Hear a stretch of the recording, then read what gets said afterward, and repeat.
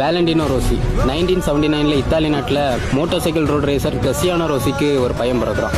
அப்போ அவருக்கு தெரியாது ஃபியூச்சரில் நம்ம பையன் 9 டைம்ஸ் வேர்ல்ட் சாம்பியன்ஷிப்பை ஓன் பண்ண போகிறான்னு.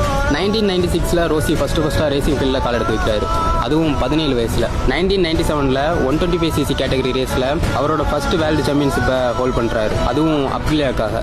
1996 to 2021 வர அப்ரிலியாவுக்கு 2, ஹோண்டாக்கு 3, யமகாவுக்கு 4ன்னு 9 டைம்ஸ் வேர்ல்டு சாம்பியன்ஷிப் அடித்த ஒரே மனுஷன் வேலண்டினோ ரோசி மட்டும்தான். அது மட்டும் இல்லாமல் 3 டிஃப்ரெண்ட் கேட்டகரியில் வேர்ல்டு சாம்பியன்ஷிப் அடித்த ஒரே ரைடர் ரோசி மட்டும்தான்.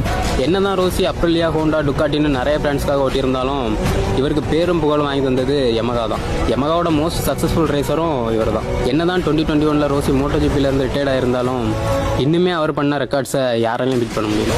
மோட்டோஜிபியோட கடவுள், மோட்டோஜிபிக்கு மட்டும் இல்லை, ஒவ்வொரு ரைடர்ஸோட ரோல் மாடல் ப்ளஸ் கடவுள் இவர் மட்டும்தான், த டாக்டர். இந்த கடவுளுக்கு ஃபேன்ஸ் இருந்தீங்கன்னா கமெண்ட் பண்ணுங்கள், எவ்வளோ ஃபேன்ஸ் இருக்கீங்கன்னு பார்ப்போம்.